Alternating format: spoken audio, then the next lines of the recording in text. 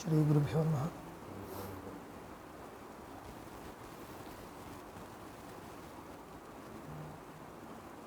पूर्वसूत्रे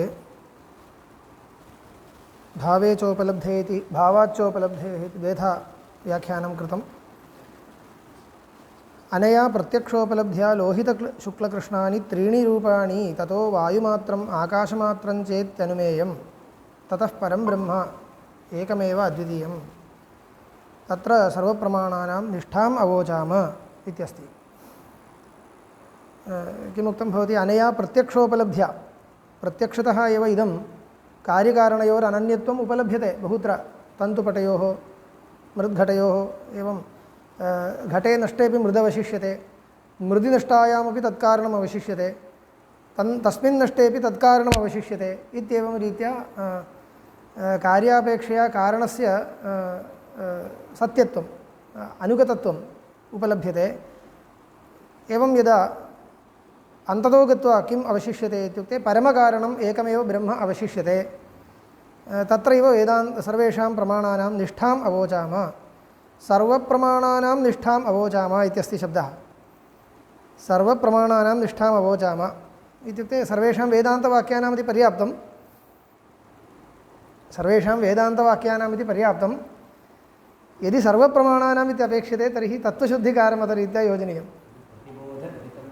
एवं प्रतिबोधविदितं मतमिति वा तत्त्वशुद्धिकारमतमस्ति खलु, तद्रीत्या योजयितुं शक्यते। अत्र अन्या एका शङ्का कर्तुं शक्यते। कारणमेव सत्यम् इति रीत्या इदानीं प्रतिपादनं वर्तते। कारणं सत्यम् इति उच्यते। कार्यस्य मिथ्यात्वं, कारणस्य सत्यत्वं। तर्हि परमकारणस्य सत्यत्वम् इति आगच्छति इति उपन्यासः कृतः। तर्हि मायाया एव सत्यत्वं स्यात्। एवं तर्हि माया अपि परमकारणं, मायायाः कारणम् अन्यत् नास्ति अनादित्वात्। तर्हि मायायाः सत्यत्वम् इति किमर्थम् अत्र न उत्प्रेक्ष्यते, न निर्णीयेत इति पृष्टे एवं वक्तव्यं। छान्दोग्ये खलु अयं सन्दर्भः आगतः। छान्दोग्ये माया इति पदार्थः कुत्रापि श्रुत्या कीर्तितो वा? श्रुत्या माया न कीर्त्यते कारणत्वेन। अस्माभिस्तु ब्रह्मणः कारणत्वनिर्वाहाय सा अङ्गीक्रियते इत्येव। तर्हि श्रुत्यनुसारेण यदा वाक्यतात्पर्यं प्रथमतश्चिन्तनीयं, प्रक्रियाकल्पनं पश्चात् शुद्धब्रह्मणः कारणत्वनिर्वाहः कथम् इति पृष्ट्वा मायाद्वारा इत्यादिकं वा मायायाः किञ्चित् स्थानं कल्पनीयं। द्वारकारणमिति केचित्, प्रकारान्तरेण केचित्, तदा बहवः पक्षाः भवन्तु। तत् प्रक्रियाचिन्तनकाले अपेक्षते। श्रुत्यर्थनिरूपणकाले प्रथमतः किं लभ्यते इति चिन्त्यमाने छान्दोग्ये सृष्टिक्रमे कथं माया इति कश्चित् पदार्थः मध्ये आनीतो वा? वाक्येन, श्रुतिवाक्येन आनीतो वा इति अस्माभिः खलु कल्प्यते। श्रुत्या उक्तं वा इति। वाचकश्रुतिरस्ति वा? वाचकश्रुतिर्नास्ति। श्रुतार्थापत्या कल्प्यमाना सा सम्यगेव। माया नापेक्षते इति मया नोच्यते। वाचकशब्दः वर्तते वा? न वर्तते। तर्हि वाचकशब्दः कथं वर्तते इत्यनुसारेण प्रथमतः निर्णयः कर्तव्यः। श्रुतिस्तु परं ब्रह्मैव कारणम् इति कल्पयति नाम उपदिशति। सदैव सौम्येदम् अग्र आसीत् एकमेव अद्वितीयम् इत्युक्त्वा तत् तेजो असृजत, तत् इत्युक्ते सत्पदार्थः इत्येव। माया मध्ये न आगता। एवञ्च सत्पदार्थस्य कारणत्वम् इत्येव अन्ततो गत्वा आयाति। सत्पदार्थस्तु परमात्मैव इति यदा लिङ्गेन निर्णीयते तर्हि परमात्मनः कारणत्वं, कारणमेव सत्यम् इत्युक्ते परमात्मा सत्यः इत्येव साक्षात् श्रुत्यर्थः लभ्यते।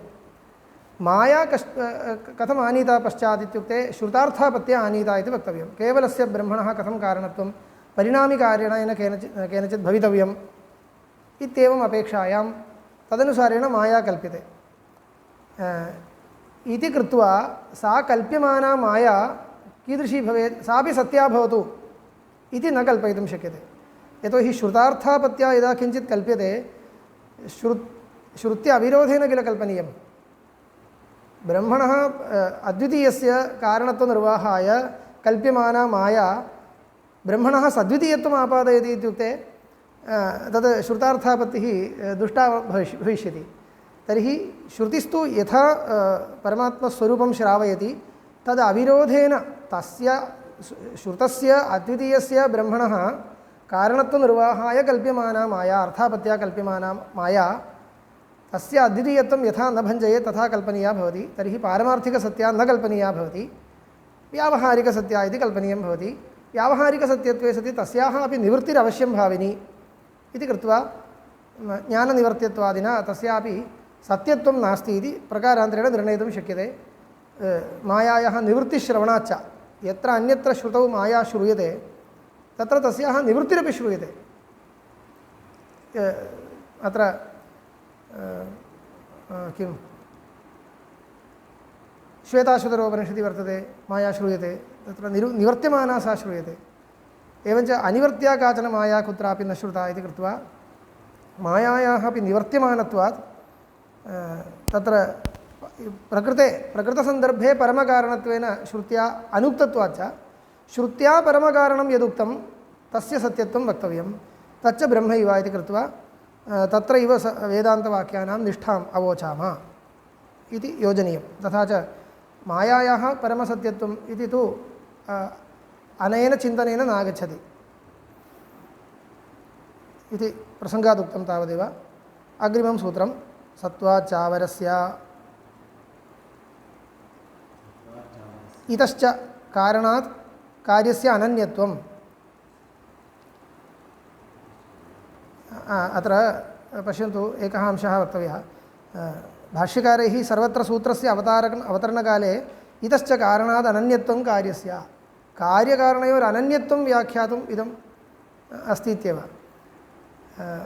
अनन्यत्वे व्याख्यायमाने उत्पत्तेः पूर्वमपि सत्त्वं सिद्ध्यति इत्यन्यते तत्। एवञ्च साङ्ख्यः कार्यम् उत्पत्तेः पूर्वं सत् एवं साध्यं निर्दिशति, तथा अत्र न निर्दिशति।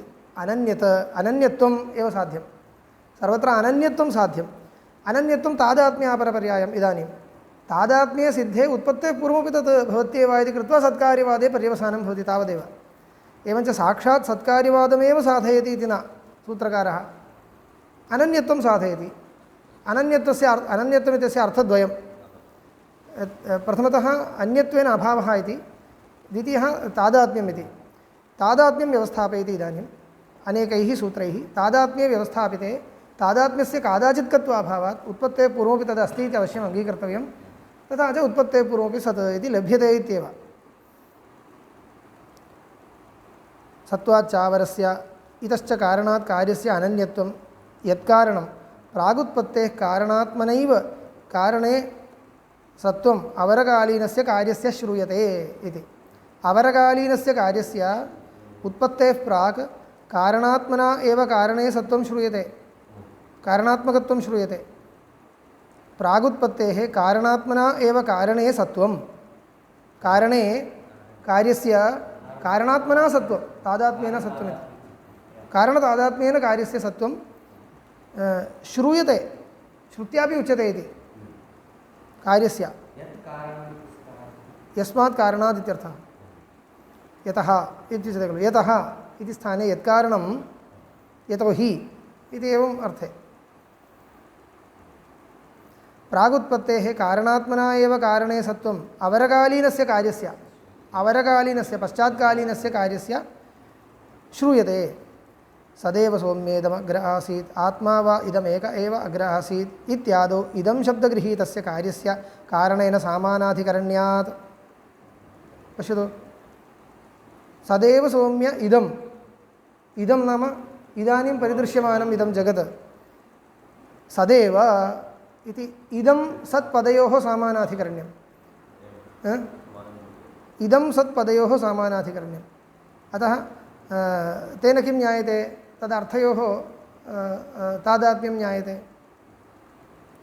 सदैव सौम्येदमग्र आसीत् आत्मा वा इदमेक एव अग्र आसीत् इत्यादौ इदं शब्दगृहीतस्य कार्यस्य कारणेन सामानाधिकरण्यम्। अत्र भाष्ये सामानाधिकरण्यशब्दः तादात्म्यपरः। समानविभक्तिकत्वम् इति शब्दे विद्यमानं सामानाधिकरण्यं न। द्वेधा योजयितुं शक्यते। परन्तु भाष्यपङ्क्तौ समानाधिकरण्यशब्दः तादात्म्यपरः, यतः अर्थयोरेव उच्यते इदं शब्दगृहीतस्य इदं शब्दार्थस्य कारणेन समानाधिकरण्यम्, अर्थेन सह कारणपदार्थेन सह समानाधिकरण्यं तादात्म्यं श्रूयते।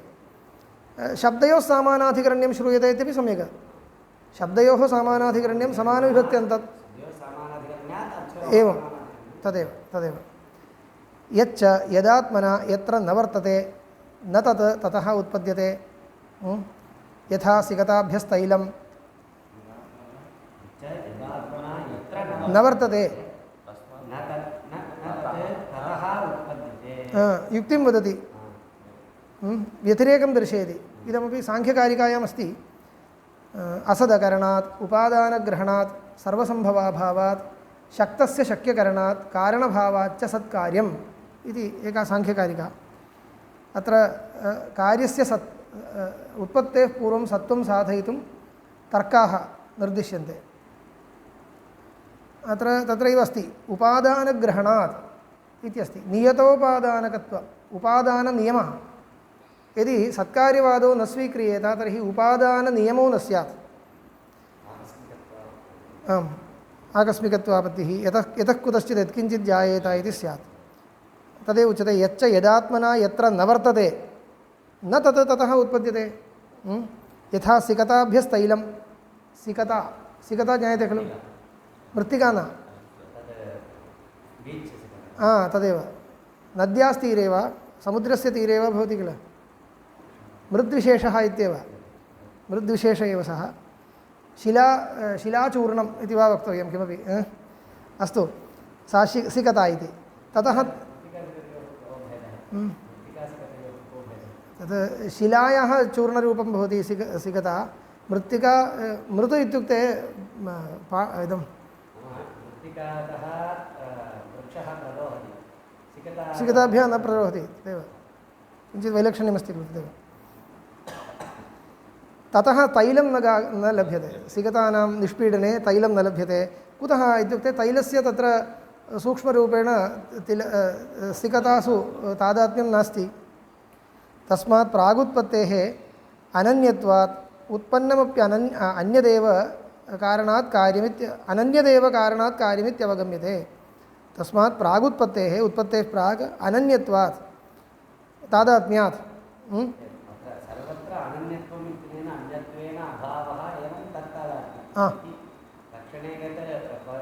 अंशद्वयम् एवं तदेव। तस्मात् प्रागुत्पत्तेः अनन्यत्वात् किमर्थं वक्तव्यं, सूत्रकारेण सूचनमेव कर्तव्यं, तावदेव। भाष्यकारेण उच्यते खलु तादात्म्यमेव विवक्षितमिति उक्तमेव।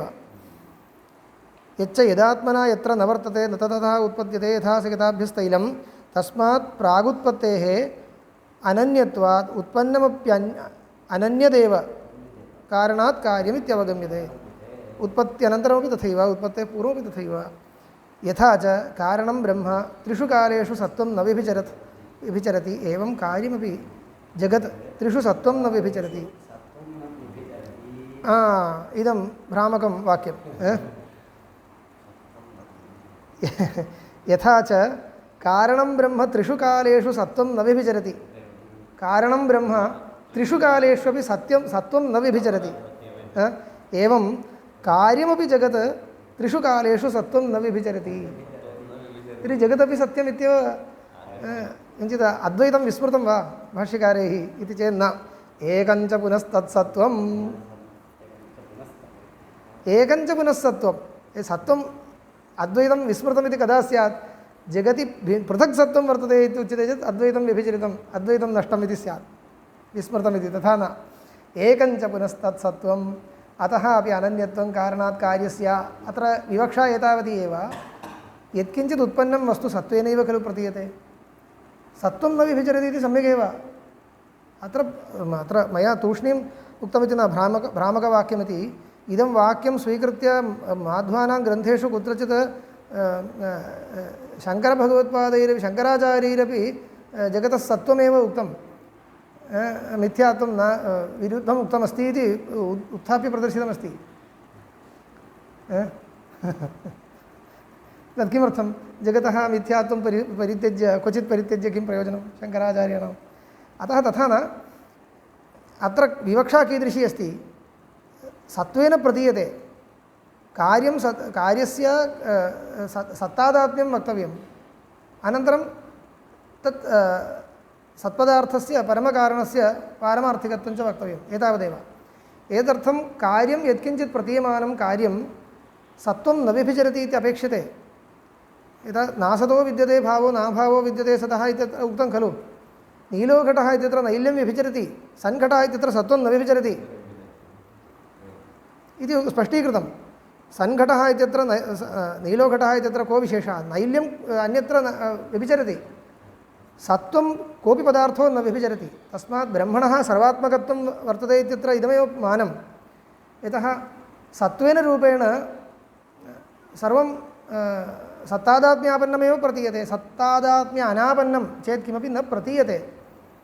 कोऽपि पदार्थः सत्त्वं न व्यभिचरति, सत्तादात्म्यं विना न भासते इत्यर्थः। तर्हि प्रत्येकं वस्तुषु सत्त्वमस्ति इति प्राप्ते न उच्यते एकं पुनः सत्त्वं। प्रत्येकवस्तुषु सत्स्वरूपताकल्पने अन्यदन्यत् सत्तादात्म्यम् इति कल्पने मानाभावात्। यदि अन्यदन्यत् सत्त्वं स्यात् तर्हि अनुगतप्रतीतिर्न स्यात्, अनुगतप्रतीतिर्न स्यात्। यदि अननुगतेनापि पदार्थेन अनुगतप्रतीतिनिर्वाहः सम्भवति तर्हि जातिकल्पनं व्यर्थं स्यात् नैयायिकादीनाम्। अननुगतेनापि पदार्थेन अनुगतप्रतीतिः निर्वोढुं शक्यते चेत् जातिः किमर्थं कल्प्यते। तस्मात् सन् इति अनुगतप्रतीतिः तदेव अनुगता एकरूपा प्रतीतिर्न भवति खलु। तर्हि भिन्नं भिन्नं चेत् न भवति। नो चेत् जाति किमर्थं कल्प्यते। अस्मिन् घटे एकं घटत्वं तस्मिन् घटे अन्यत् घटत्वम् इति भवतु, तदेव उच्यते। तस्मिन् घटे अन्यत् घटत्वम् इति भवतु, तथा न इति उच्यते खलु।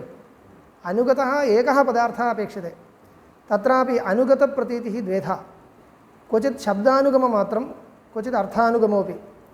तत्र यत्र अर्थानुगमः कर्तुं शक्यते तत्र अर्थानुगम एव अपेक्षते। अर्थानुगमो न भवति इति निर्णयो जातश्चेत् शब्दानुगमः पर्याप्तः इति वक्तुं शक्नुमः। माध्वाः पृच्छन्ति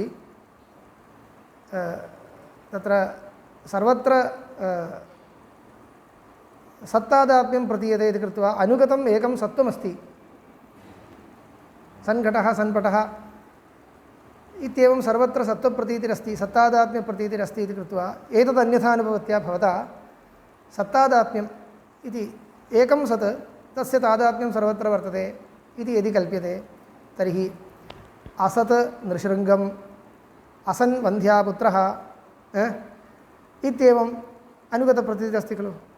असन् असन् असन् इति असन् असत् आकाशकुसुमम् असत् नृसिंहम् असन् वन्ध्यापुत्रः एवं रीत्या असत् असत् असत् इति अनुगतप्रतीतिः खलु इयं। तर्हि असत्तादात्म्यमपि कुतो न कल्प्येत तद् निर्वाहाय एवं पृच्छन्ति।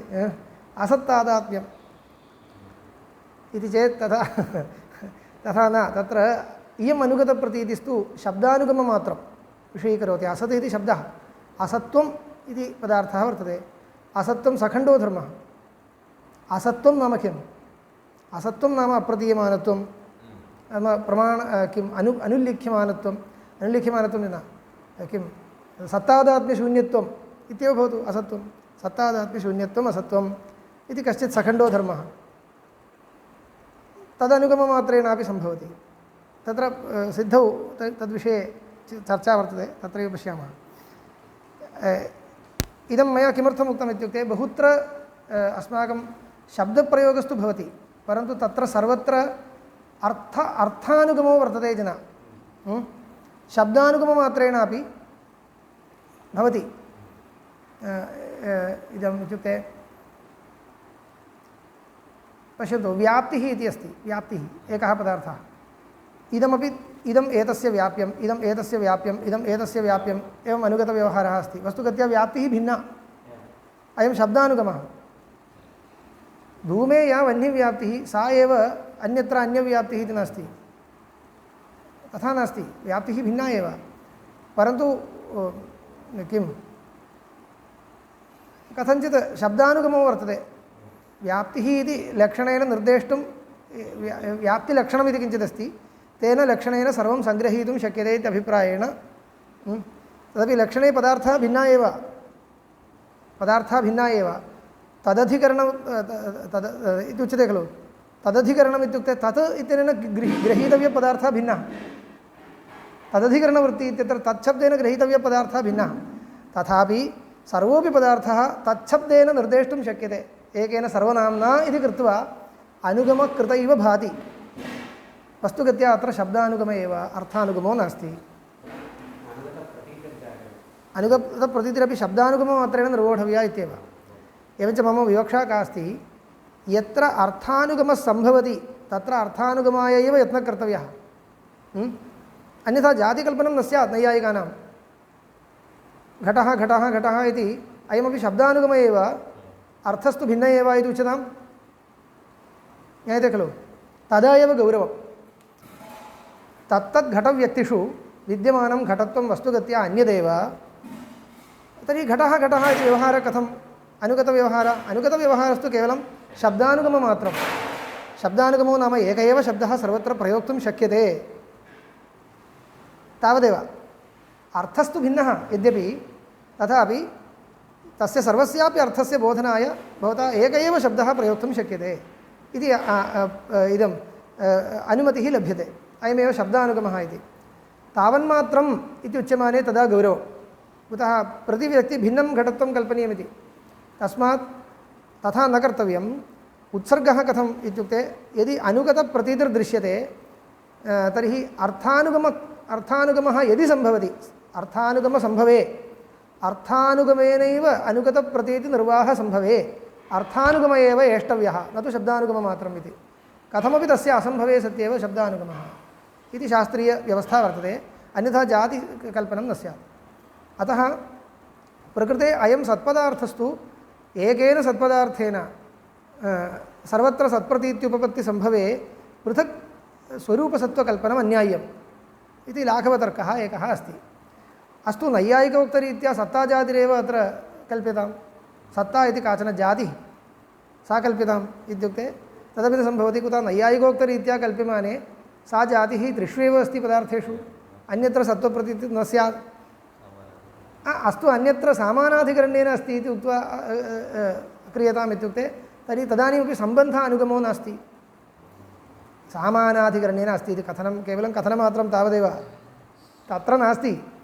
तत्र सत्ता नास्ति खलु। अन्यत्र विद्यमानां सत्ताम् आदाय सामानाधिकरण्यं किं भवति? सन् इति व्यवहर्तव्यपदार्थः सत्ताजातिमति वर्तते, तावदेव खलु। अभावः सन् इत्यस्ति, अभावः भूतले अस्ति, भूतले सत्त्वमस्ति, भूतले विद्यमानं सत्त्वमादाय अहमपि सत् सन् इति अभावः मन्यते इत्युक्ते अभावस्यापि सत्त्वव्यवहारः इत्युक्ते सत्त्वं नास्ति इत्येव। येन सम्बन्धेन सत्त्वम् आदाय घटादिषु सत्त्वव्यवहारः, तेन सम्बन्धेन सत्त्वमादाय अन्येषु सामान्यविशेषादिषु सत्त्वव्यवहारः कर्तुं न शक्यते। तर्हि अननुगमे एव पुनः प्रकारान्तरेण पर्यवसितः। तस्मात् इति एकम्। अपरञ्च सत्ता जातेः अतिरिक्तायाः कल्पने एव मानं नास्ति इति ब्रूमः। यतः सदिति एकः पदार्थः श्रुत्या परं ब्रह्मरूपः पदार्थः सत्, सदैव सौम्येदमग्रः सच्छब्देन श्राव्यते, तस्य स्वरूपमेव सत् इति निर्णीतं, तस्य च तादात्म्यं सर्वत्र वर्तते इत्यपि कार्यकारण अनन्यत्वन्यायेन व्यवस्थापयितुं शक्यते। तदपि वक्तव्यं। नैयायिकेन इदं वक्तुं न शक्यते, नैयायिकप्रक्रियायां न वक्तुं शक्यते। परन्तु यदा उक्तरीत्या उपादानोपादेय भावो निर्णीयते, ब्रह्मणश्च सर्वजगद् उपादानत्वं निर्णीयते, उपादानत्वान्यथानुपपत्त्या तादात्म्यं च वक्तव्यम् इति आगच्छति। उपादानभूतं वस्तु सत्पदार्थः इत्यपि आगच्छति। तर्हि उपादानस्य सत्पदार्थस्य तादात्म्यं सर्वत्र अस्ति इति लब्धमेव। तस्य सत्त्वे विवादो नास्ति उपादानस्य। एवञ्च सद्रूपं किञ्चित् उपादानं सर्वत्र तादात्म्येन वर्तते इति स्थिते तत्तादात्म्येनैव सर्वत्र सत् सदिति प्रतीत्युपपत्ति संभवे सत्ताजातिः इति अतिरिक्तायाः जाते कल्पने एव मानं नास्ति इति कृत्वा एकञ्च पुनस्तत्त्वं अतः अपि अनन्यत्वं कारणात् कार्यस्य एवञ्च अतिरिक्तं सत्त्वं नास्ति इति कृत्वा अतिरिक्तसत्त्वाभावः इति कृत्वा अनन्यत्वं कार्यस्य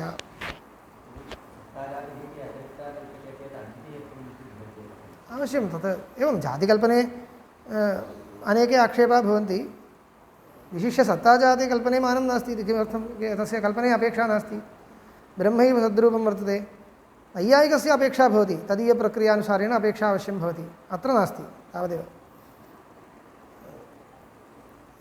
श्रुत्यनुसारिणां तु नापेक्षते इत्येव अतः एकञ्च पुनस्तत्त्वमिति कृत्वा एकस्मात् सत्पदार्थात् यदि अन्यत्वं प्रपञ्चस्य स्यात् अत्यन्तभिन्नत्वं स्यात् तर्हि तत्र सत्त्वप्रतीतिर्न स्यात् अत्यन्तभिन्नत्वे सति सत्त्वप्रतीतिर्न स्यात् तत्र अजस्य गजस्य च अत्यन्तं भिन्नत्वं वर्तते अत एव गजे विद्यमानं गजत्वं अजे तादात्म्येन न प्रतीयते अनन्यत्वे सत्येव तादात्म्येन प्रतीतिर्भवति अतः सत्त्वम् एकस्यैव वस्तुनः स्वभावः इति यदा निर्णीयते तदा तदात्मकत्वम् अन्यस्य सर्वस्यापि वक्तव्यमेव इति अन्यथा अन्यत्र घटपटादिषु सत्त्वप्रतीतिर्न स्यात् इति कृत्वा कारणानन्यत्वं कार्यस्य सिद्धम् अग्रे गच्छामः असद्व्यपदेशात् नेति चेन्न धर्मान्तरेण वाक्यशेषात्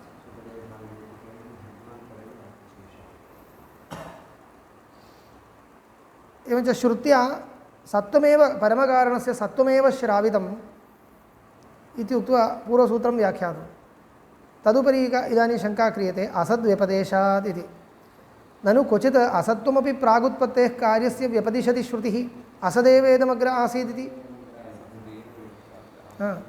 एतत् पूर्वमपि उक्तं तथापि इदानीं पुनः एतत् प्रसङ्गे पुनः आनीयते तस्मात् असद्व्यपदेशान् न प्रागुत्पत्तेः कार्यस्य सत्त्वमिति चेत् नेति ब्रूमः अत्र किं समाधानं वक्तव्यम् उच्यताम् असद्वा इदमग्र आसीत् इति तावदेव पूर्वमेव उक्तं खलु नामरूप अव्याकृतम् इत्यभिप्रायेण असदिति शब्दव्यपदेशः तदेव उच्यते न हि अयम् अत्यन्त असत्वाभिप्रायेण प्रागुत्पत्तेः कार्यस्य असद्व्यपदेशः किं तर्हि व्याकृतनामरूपत्वात् धर्मात् अव्याकृतनामरूपत्वं धर्मान्तरं तेन धर्मान्तरेण अयम् असद्व्यपदेशः प्रागुत्पत्तेः सत एव कार्यस्य कारणरूपेण अनन्यस्य सूत्रव्याख्यानं कृतं धर्मान्तरेण वाक्यशेषात् इति असद्व्यपदेशात् नेति चेन्न धर्मान्तरेण अयं व्यपदेशः इति स्वीकर्तव्यम् धर्मान्तरेण वाक्यशेषात् इति एवम् अन्वयो नास्ति धर्मान्तरेण इति समाधानं धर्मान्तरेण अयं व्यपदेशः धर्मान्तरेण इत्युक्ते कोऽर्थः न अत्र व्याख्यानं पश्यन्तु भाष्ये न ह्ययम् अत्यन्तासत्वाभिप्रायेण प्रागुत्पत्तेः कार्यस्य असद्व्यपदेशः किं तर्हि व्याकृतनामरूपत्वात् धर्मात् अव्याकृतनामरूपत्वं धर्मान्तरम् अवगतं खलु व्याकृतनामरूपत्वम् इति एको धर्मः इदानीं वर्तते अव्याकृतनामरूपत्वम् इति धर्मान्तरम् अन्यो धर्मः धर्मान्तरम् एवञ्च अव्याकृतनामरूपत्वरूपं यद् धर्मान्तरं तद्धर्मान्तरमादाय असदिति व्यपदेशः व्यवहारः श्रुत्या क्रियते अत्यन्त असत्वाभिप्रायेण न इति स्पष्टं कथमेतद् अवगम्यते एवमेव भवदुक्तरीत्या एव स्वीकर्तव्यमिति कथम् अवगम्यते तत्र समाधानं वाक्यशेषात् यदुपक्रमे सन्दिग्धार्थं वाक्यं तत् शेषान् निर्णीयते वाक्यशेषन्यायः उपक्रमे सन्दिग्धार्थं चेत् सन्दिग्धं तु सन्दिग्धे तु वाक्यशेषात् इति जैमिनीयं सूत्रं सन्दिग्धे तु वाक्यशेषात् उपक्रमे सन्दिग्धार्थं वाक्यं तत् यत् उपक्रमे सन्दिग्धार्थं वाक्यं तत् वाक्यं शेषान् निश्चीयते तस्य जैमिनीयसूत्रस्य अर्थः अनुदितः वाक्यशेषात् एवम् इह च तावत् असदेवेदमग्र आसीत् इति असच्छब्देन उपक्रमे निर्दिष्टं यत् तदेव पुनः तच्छब्देन परामृश्य सदिति विशिनष्टि तत् सदासीत् इति एवमस्ति वाक्यं असदेवेदम् अग्र आसीत् तत् सदा आसीत् इत्यस्ति। तर्हि किं जातम्? असत् इति यदुक्तं तत् सदा आसीत्। एवञ्च असदा आसीत् सदा आसीत् द्वयमपि अस्ति। कथम् एवं विरुद्धम् इति चेत् विरोधपरिहारः एवं कर्तव्यः। सदिति शब्दः व्याकृतनामरूपम् इत्यर्थे, असदिति शब्दः अव्याकृतनामरूपम् इत्यर्थे। युज्यते च तत्, यतोहि लोके सदिति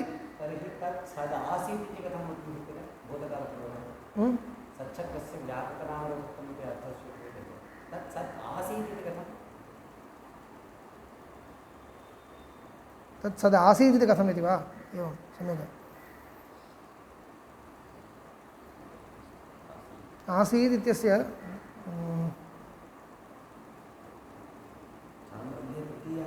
एवमेवं षष्ठाध्यायस्थम् इदं नास्ति। अत्र रत्नप्रभायां पश्यतु। एवम् अत्रापि तत् सत् इति वाक्यशेषात् सन्निश्चयः इत्यर्थः। आसीदिति अतीतकालसम्बन्धोक्तेः उक्तेश्च, तर्हि अतीतकालसम्बन्धि आसीत्। इदानीं किञ्चित् क्लेशेन व्याख्यानं कर्तव्यमिति भाति। अग्रे अग्रिमस्य अवतारिका वा पश्यामि। भाष्यकारे किञ्चित् उक्तं वा? तत् सद् आसीदिति अन्यत्र योजनीयम् इति भाति। सदिति विष्णष्टि तत् सदासीत् इति। असदश्च पूर्वापरकालसम्बन्धात् आसीत् शब्दानुपपत्तेश्च, पूर्वापरकाल असम्बन्धात् आसीत् शब्दानुपपत्तेश्च। असत् चेत् तस्य कालसम्बन्धो न भवति, तस्मात् पूर्वकालसम्बन्धो वा पश्चात्कालसम्बन्धो वा न भवति इति कृत्वा असत् न इति स्पष्टं। तत् सम्यक्, तत्र क्लेशो नास्ति। भवदुत्व एव प्रश्नः अवशिष्यते। तदित्यनेन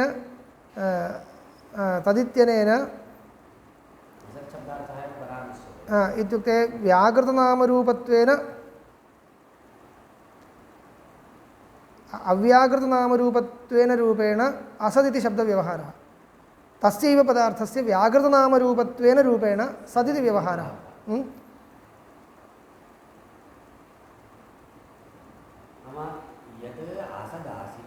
तथा किमपि कर्तव्यं तदेव तत्र दृष्ट्वा वदामि।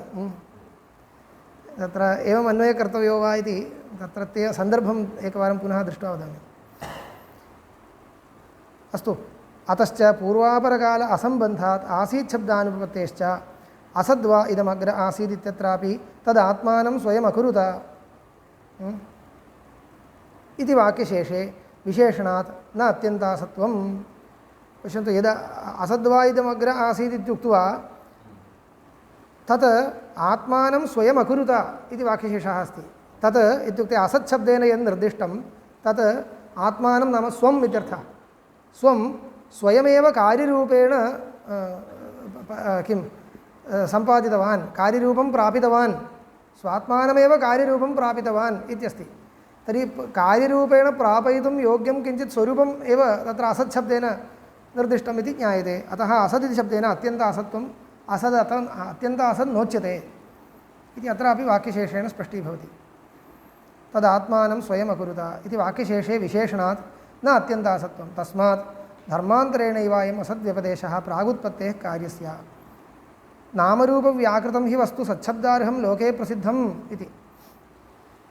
पश्यन्तु, लोकेपि अत्र औचित्यं वर्तते।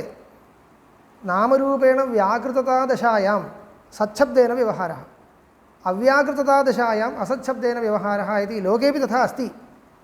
लोके मृतस्सकाशात् घटस्य उत्पत्तेः पूर्वं नाम अव्याकृतनामरूपतादशायां मृतस्सकाशात् घटस्य उत्पत्तेः पूर्वम् अयं घटः नास्ति इत्येव खलु उच्यते लोके। असदेव अयं घटः नास्ति इति लोके उच्यते। यदा उत्पद्यते इदानीं सन् घटः।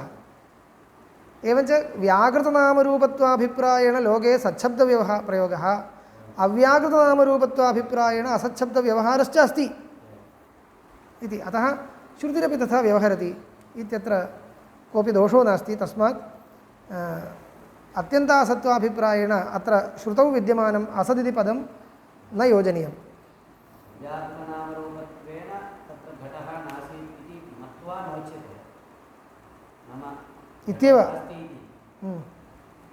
रूपतः नास्ति नाम तत्र सूक्ष्मरूपेण अव्याकृतनामरूपत्वेन तत्र वर्तते इदानीं नाम व्याकृतनामरूपत्वेन नास्ति न तथा न परीक्षकाणां व्यवहारः स्वीक्रियतां परीक्षकैरपि इदानीं नास्ति नास्ति इत्युच्यते खलु उत्पत्तेः पूर्वं नास्ति इति व्यवहारो वर्तते यदि कार्यकारणयोः अनन्यत्वे सिद्धे नास्ति इति व्यवहारस्यापि अयमेव अर्थो वक्तव्यो भवति तावदेव एवं लोके व्यवहारस्तु वस्तुगत्या अस्ति नास्ति इति कालसम्बन्धो किञ्चित् एवं सत्तासम्बन्धः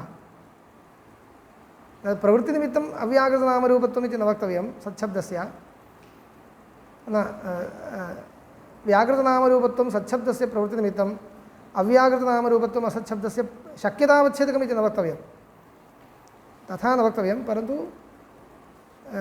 लोके नास्ति उत्पत्तेः पूर्वं नास्ति इति व्यवहारः उत्पत्त्यनन्तरमेव अस्ति इति व्यवहारः उत्पत्त्यनन्तरमेव खलु अस्ति इति व्यवहारः तस्य व्यवहारस्य अभिप्रायं यदा शास्त्रीयरीत्या परिचिन्त्यते तर्हि अयं शब्दः तत्र अनेन अभिप्रायेणापि प्रयोक्तुं शक्यते इति निर्णयितुं शक्यते तावदेव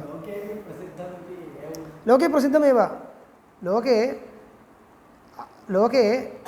अव्याकृतनामरूपत्वाभिप्रायेण असच्छब्दप्रयोगः प्रसिद्धः इति मया नोच्यते भाष्यकारैरपि तथा नोच्यते वस्तुगत्या अव्याकृतनामरूपे वस्तुनि असच्छब्दप्रयोगः प्रसिद्धः तावदेव अत एव मया शक्यतावच्छेदकम् इति न वक्तव्यमिति इदानीं तदर्थमेव मया उक्तं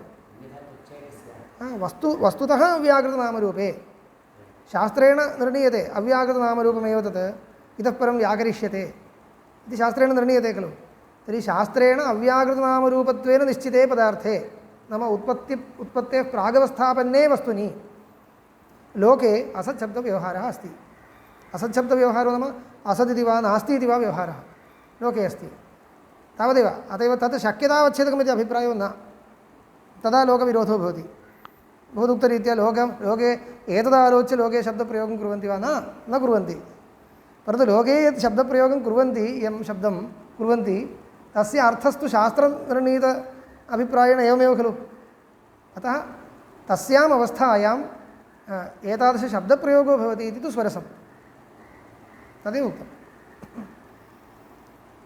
नामरूपव्याकृतं हि वस्तु सच्छब्दार्हं लोके प्रसिद्धम् अतः प्राङ् नामरूपव्याकरणात् असदिव आसीदित्युपचर्यते असदिव आसीत् श्रुतिरपि उपचारेण प्रयोगं करोति असदिव इत्यर्थे असदिति वदति इति युक्ते शब्दान्तराच्च अनन्यत्वसाधनाय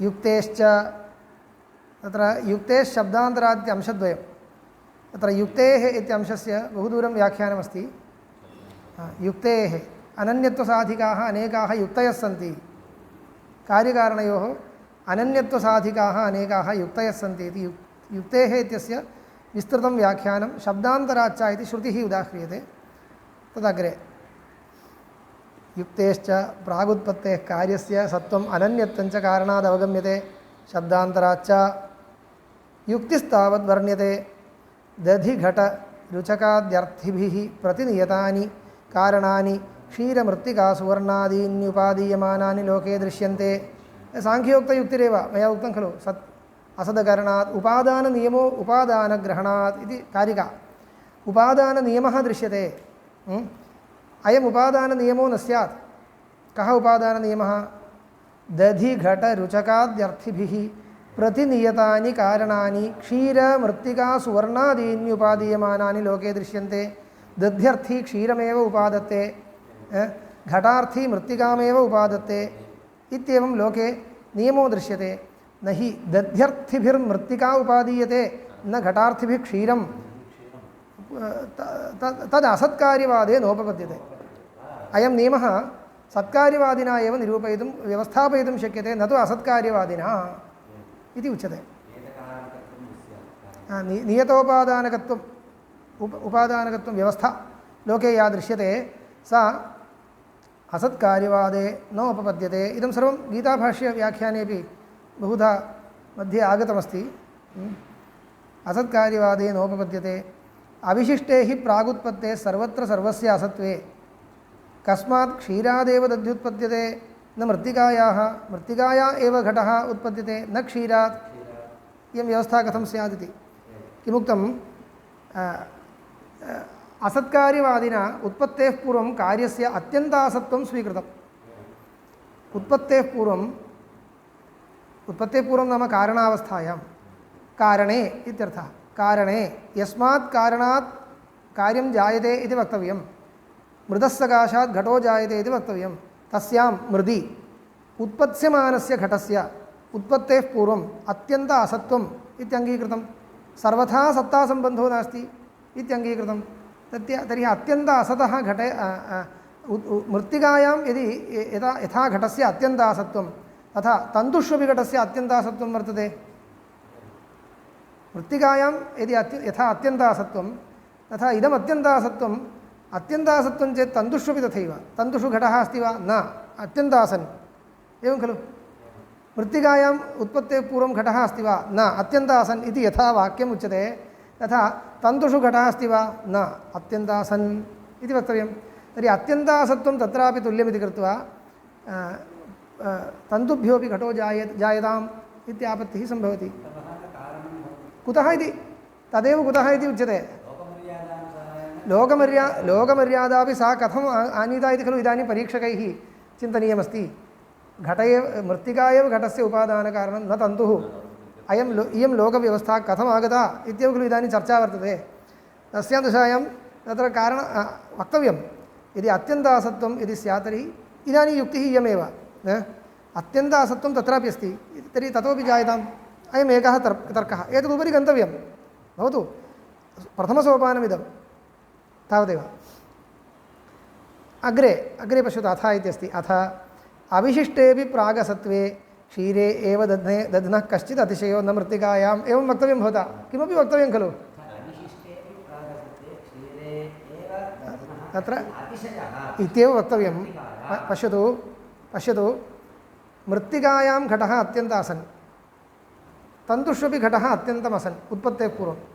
भवता किं पृष्टं तत्र तन्तुभ्योऽपि घटो जायताम् इति पृष्टं। तन्तुभ्यः घटो जायताम् इति आपत्तिः न कर्तव्या। यतः असत्वं वर्तते इति एतावन्मात्रेण सर्वं सर्वस्मात् उत्पद्यते इति न। अन्या कारणसामग्री तत्र अपेक्षते खलु। कारणसामग्री अपेक्षते। तस्यां सत्यामपि कथं घटो न जायेत इति आपत्तिः कर्तव्या आसीत्। तथा कर्तुं न शक्यते इति चेत् तथा न। इदानीमपि समाधानं न आगतं। यतोहि मृत्तिकातः घटम् उत्पादयितुं या कारणसामग्री भवता प्रयुज्यते सा एव कारणसामग्री तथैव तन्तुषु प्रयुज्यताम् अथवा क्षीरे प्रयुज्यताम्। ततः घटो जायते वा न जायते खलु। या कारणसामग्री मृदः सकाशात् घटस्य उत्पादने क्लुप्ता तामेव सामग्रीम् आदाय क्षीरात् घटम् उत्पादयतु जलात् घटम् उत्पादयतु न शक्यते। इत्युक्ते सामग्रीसम्बन्धोपि तया सामग्र्या सम्बद्धे कृतेपि तथा न जायते इति दृश्यते। तत् कस्मात् कारणात् यथा तिलात् निष्पीडनादिद्वारा तैलम् उत्पाद्यते इदमेव निष्पीडनं सिकतासु क्रियताम् न उत्पद्यते। तत्र यन्त्रे निक्षिप्यतां न उत्पद्यते। तर्हि किं कारणम् इति पृष्टे इतोपि किञ्चित् अन्यत् वक्तव्यमेव। अस्तु वयम् अङ्गीकुर्मः असत्त्वमात्राविशेषेण एवम् आपत्तिर् मास्तु। तर्हि कुतः न इति प्रश्नस्तु तिष्ठति। तदा उच्यते अथ अविशिष्टेऽपि प्रागसत्वे क्षीरे एव दध्नः कश्चित् अतिशयः न मृत्तिकायां।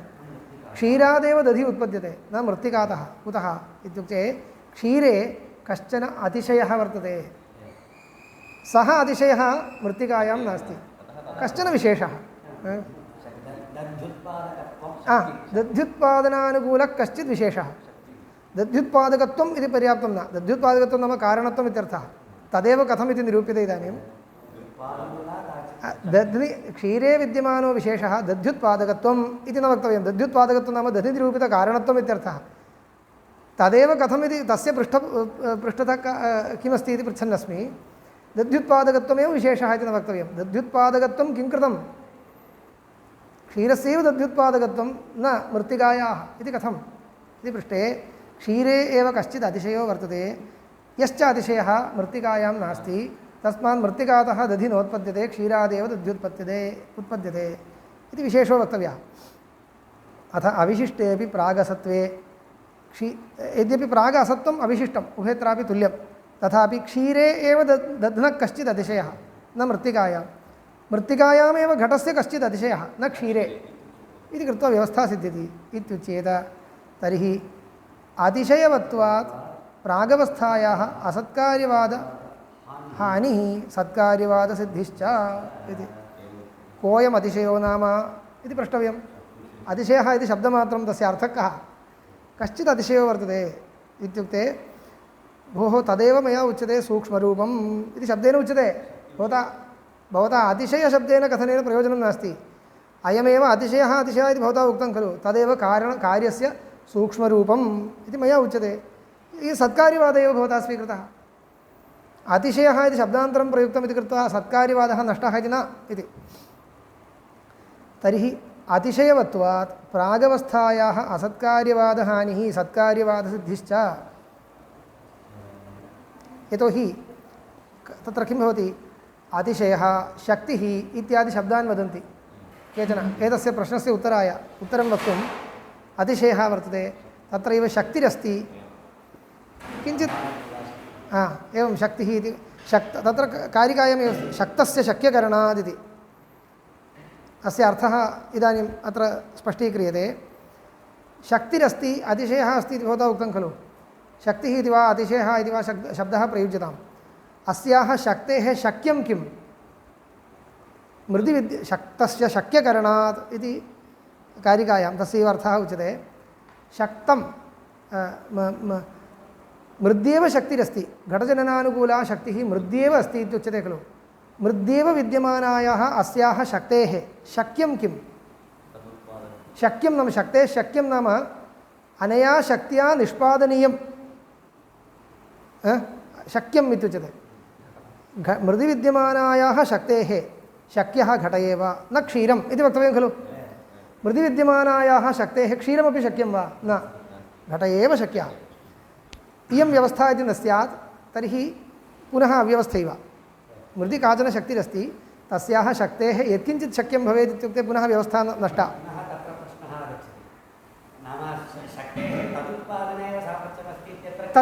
तदेव अस्याः शक्तेः इदमेव शक्यमिति कथं निर्णीतं? तदप्यस्तु प्रागुत्पत्तेः अविशेषे असत्त्वाविशेषे अस्याः शक्तेः तदपि शक्यमस्तु इति प्रश्नस्तदवस्थः। तस्मात् तत्र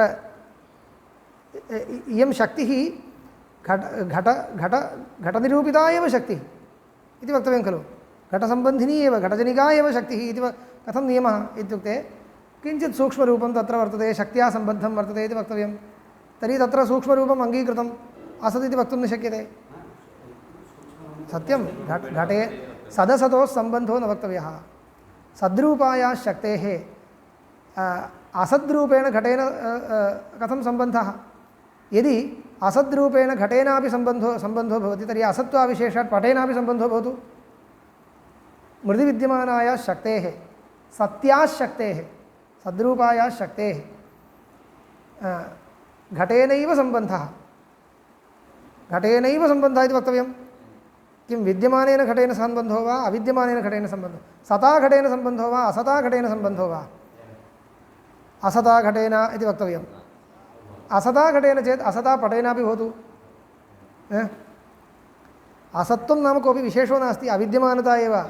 असत्त्वाविशेषे घटस्य असत्त्वाविशेषेपि घटेन सह सम्बन्धो वर्तते इति भवता उच्यते चेत् पटस्यापि असत्त्वाविशेषात् पटेनापि सम्बन्धो भवतु। अयमेव तर्कः। पटेनापि सम्बन्धो भवतु। एवं न वक्तुं शक्यते। सदसतोः सम्बन्धाभावादित्येव। तस्मात्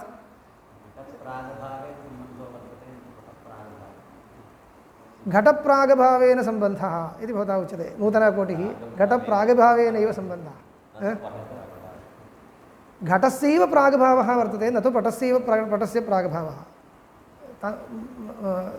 कपाले वा तन्तुषु पटस्यैव प्रागभावः मृत्तिकायां घटस्यैव प्रागभावः मृत्तिका इति सः न वदति कपालम् इति वदति भवतु तत्रैव तस्य प्रागभावः इति उच्यते इति इदं कार्यकल्प्यं तस्यैव तत्रैव प्रागभावः इत्यपि कुतः इति तदेव एतावता न निर्णीतं सिद्धवत्कृत्य न भाषणीयं तत्रैव तस्य प्रागभावः इति कुतः अन्यत्रापि अस्तु प्रागभावः इति खलु इदानीं प्रश्नस्तिष्ठति सर्वस्य मूलं परीक्ष्यते इदानीम् अस्माभिः एकां सप्तपदार्थकल्पनां बुद्धौ तत्र स्थितां कृत्वा तदेव तदुपरि न प्रष्टव्यम् इत्युक्ते तत् स्वगोष्ठ्यां भवतु इदानीं तथा न तस्य मूलं विचार्यते तत्रैव तस्य प्रागभावः इति कुतः उत्पत्तेः पूर्वम् इदमपि असन् तदपि असन् पटस्यापि प्रागभावः मृत्तिकायाम् अस्तु पुनः इदमेव आगन्तव्यं तत्र शक्तिर्नास्ति ततः नोत्पद्यते खलु इति उत्पद्यताम् इति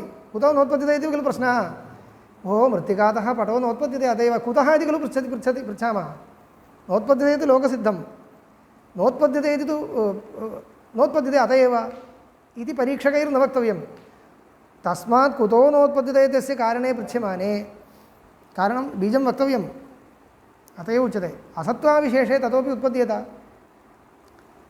अत्रैव पुनः पुनः स्थातव्यं यत्किञ्चित् पृष्टं चेदपि सदसदोः सम्बन्धो नास्ति इत्येव सत्कार्यवादिनां तर्कः अस्तु पश्यन्तु तदेव उच्यते इदानीं मृत्तिकायामेव घटस्य कश्चित् अतिशयो न क्षीरे इत्युच्येत तर्हि अतिशयवत्वात् प्रागवस्थायाः असत्कार्यवादहानिः सत्कार्यवादसिद्धिश्च अतिशयः भवता अङ्गीकृतः अतिशयः अङ्गीकर्तव्यश्चेत् प्रथमतः सत्कार्यवादः स्वीकर्तव्यः केन सह सम्बद्धः अतिशयः किं सम्बन्धी अयम् अतिशयः शक्तिर्वा घटसम्बन्धी इत्युक्ते सः आसन् खलु उत्पत्तेः पूर्वं सदैव न कथं तर्हि व्यवस्था अन्यत्रापि अतिशयः स्यात् इत्येवं प्रश्नः आपाद्यते शक्तिश्च कारणस्य कार्यनियमार्था कल्प्यमाना न अन्या असती वा कार्यं नियच्छेत् अत्यन्तभिन्ना चेत् असती चेद्वा कार्यं न नियच्छेत् शक्तिः काचन कल्प्यते इत्युच्यते चेदपि सा शक्तिः अत्यन्त असती वा सती वा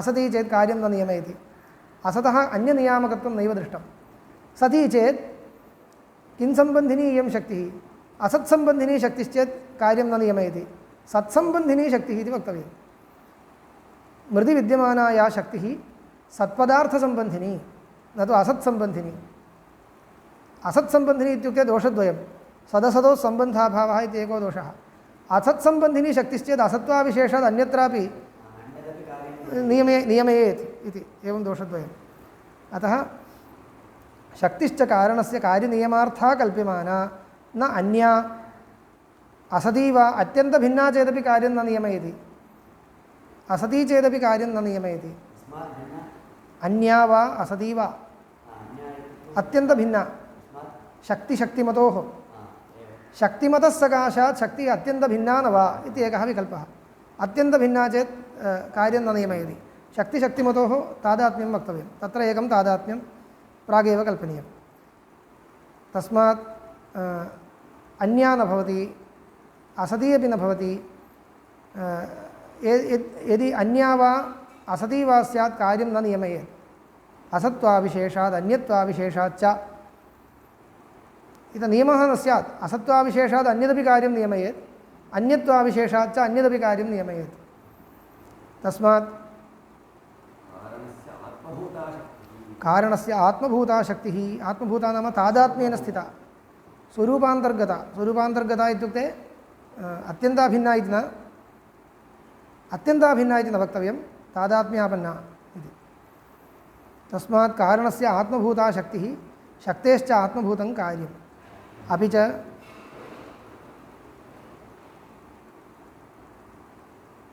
पश्यन्तु शक्तेश्च आत्मभूतं कार्यं कोऽर्थः इति चेत् शक्तिर्नाम इदानीम् अतिशयः इति शब्दः उक्तः शक्तिः इति वा शब्दः उक्तः शक्तिः नाम किम् इति इदानीं निर्णीतं कार्यस्यैव सूक्ष्मरूपं शक्तिर्नाम अन्यत् किमपि न कार्यस्यैव सूक्ष्मरूपं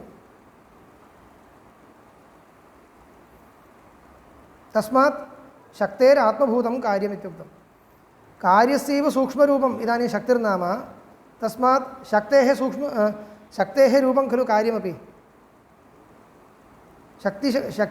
कार्यस्य शक्तेश्च तादात्म्यम् आगतं कार्यस्यैव सूक्ष्मरूपं शक्तिः सूक्ष्मरूपेण नाम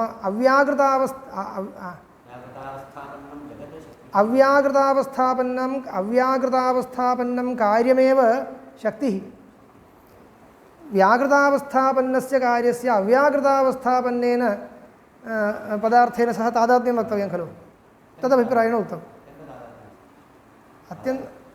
अत्यन्ततादात्म्यं मास्तु